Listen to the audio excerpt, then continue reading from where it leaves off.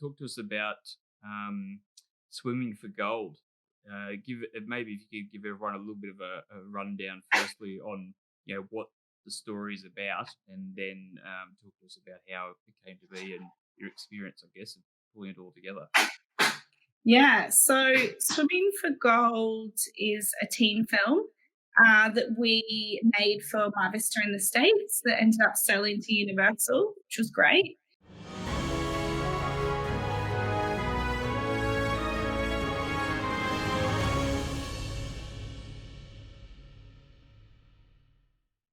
Uh, so, I mean, there's a lot of different.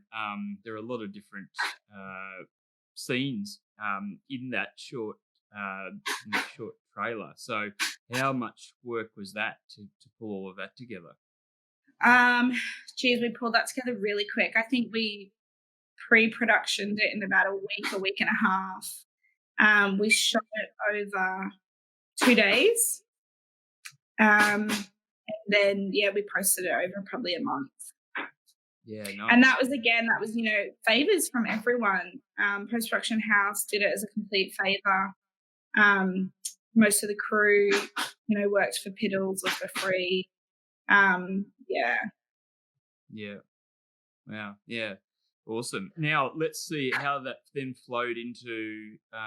So that's how you end up with Steve Jaggy for the what's now been picked up by Netflix series that's going to be coming out. When is that scheduled or slated to appear?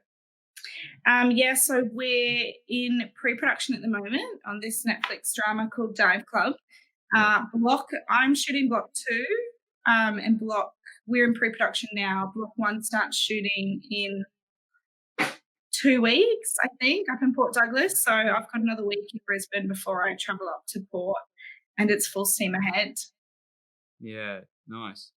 And then how? Talk to us about swimming for gold.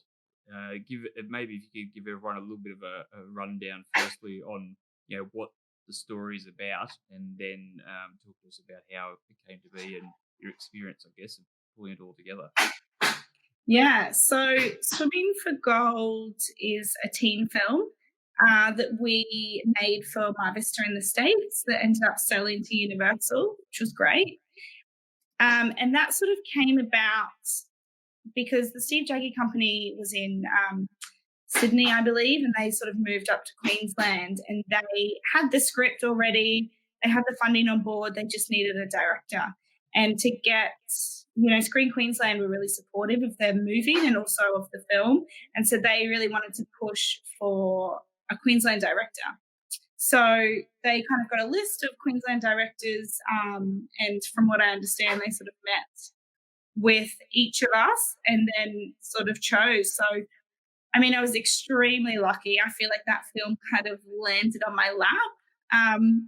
But at the same time, I think, we do things and we make decisions throughout our career that put us in a position for that to happen. Yeah, So, exactly. they basically offered me the film, and it was full steam ahead. I think it was we went into pre-production 4 weeks later. And we shot it this time last year, and it's just been released in cinemas a few weeks ago. Yeah, awesome. Congratulations. Thanks. And how's it going so far? Yeah, it's doing well, I think. It's it's my first film in cinemas, so I don't really have much to compare it to. Like I said to the producers, I'm like, what do we hope this even makes? I don't even know what a ballpark is.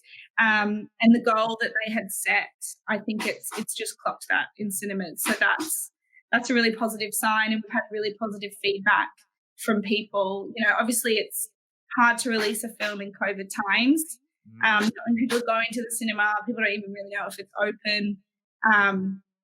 But, at the same time, I think we're really lucky that we're able to still release it in cinemas. There's a lot of films that have gone straight to platform. So it's been nice to kind of go and watch it with kids and hear them laugh and see their reactions and talk to them afterwards. And I think just to be in the same room as people when they watch it, I think it's really valuable as a director to know what they're responding to. So I'm really grateful being able to release it still. Yeah. Was it a bit nerve-wracking, to go and sort of for the first time sitting down with an audience and seeing, how they're going to respond. Yeah, it was actually. It was I actually didn't invite too many of my own friends because I was like it's a lot of pressure. It's a bit like I guess a lot to I don't know, you feel quite vulnerable, I guess. So the first screening was nice because it was a lot of the crew. So we had a lot of the cast and crew who were in Queensland came along. So it was nice to be able to watch it with them. And yeah, it was less scary once the film started rolling. I was like, right, this is fine. Yeah, yeah. No, I can understand that. Yeah, you could almost sort of feel like, okay, well, we have sort of one load of people go through. If you don't have any friends in there and it just bombs tragically, then you can just sort of pretend that it never happened and just Yeah, I know exactly. It's roll on.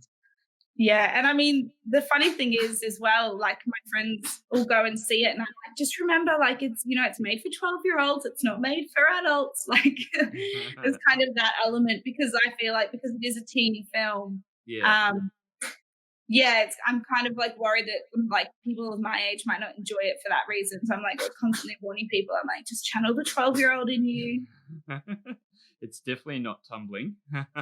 No, yeah, whole different that's ballgame. that's sort of at the other end of the spectrum. That's kind of like that was where I was like, okay, yeah, she's not holding any punches here with this one.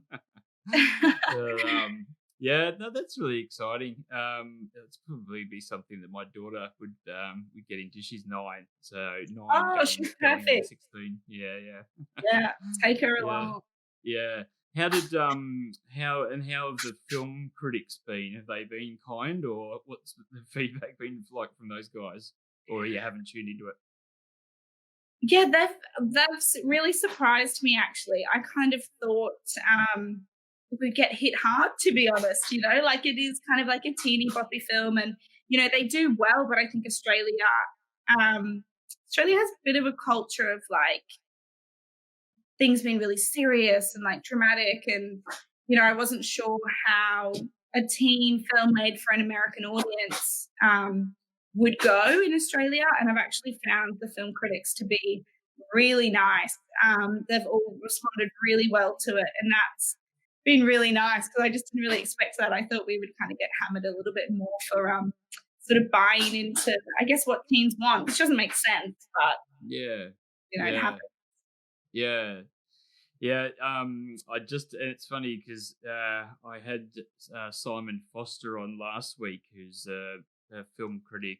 He's running the Sydney Science Fiction Film Festival. I think maybe he's even just started at the moment down in Sydney, and so yeah, he directed something some time ago, but his most of his career's been in. So he's kind of like he was in the production side with Village Roadshow and selling stuff in the early days of DVD and what have you. But then he's been working as a film critic for years and has his own online publication.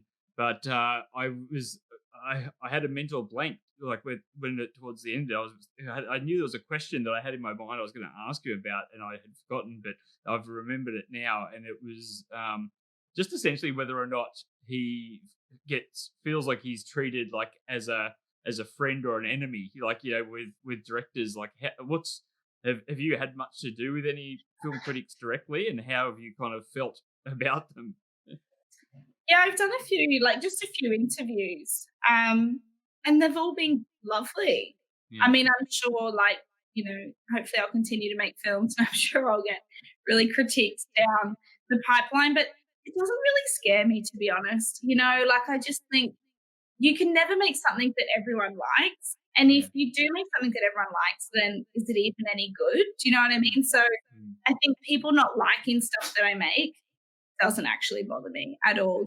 As long as I feel like there's an audience that does like it, then that's all that really matters. So yeah, I don't think, I'm not one of the people that's going to cry myself to sleep because it got a bad review, yeah, yeah, especially not by someone that's never made a film. I think yeah.